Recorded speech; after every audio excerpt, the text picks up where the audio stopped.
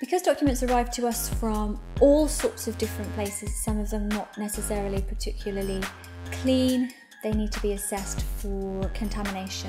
Contamination could be just dirt and dust, or it could be paper-eating bugs, which we have to be careful not to introduce into our wider holdings. Already the profession has people who specialise in digital medium and specialise in different areas of the profession. You have people who specialise in photographic archives, in film archives, in paper archives, and I think increasingly a growing sector within the service is going to be people who specialise in digital medium. My job is to repair all the documents which are too damaged to handle.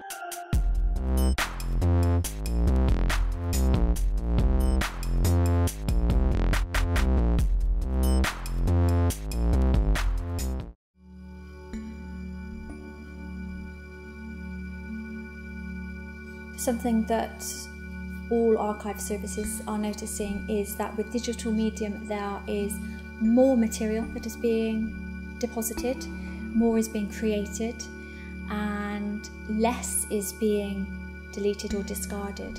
So the job of actually searching through the material that is deposited and finding what is important and what is worthy of permanent preservation and what isn't is becoming ever more difficult because of the nature of the volume of the material.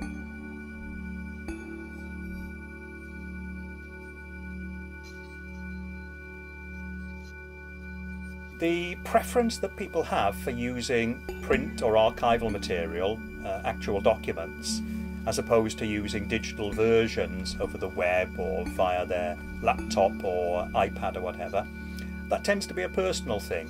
What we're finding in our context in the university library is that the younger generation coming in now, students over the last 2, 3, 4, 5 years, they're actually familiar with digital resources much more than print and archival resources. So they find it more difficult, in a sense, to adjust to having to use printed documents or archival documents as opposed to having stuff on their desktop at their fingertips.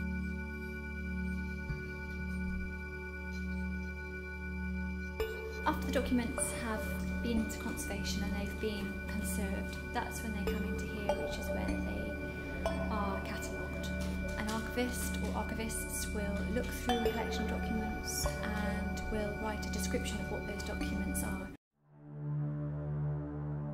In the future, things are going to be virtually deposited with us, born digital media, and that is going to present a whole host of new problems for the archive profession as a whole.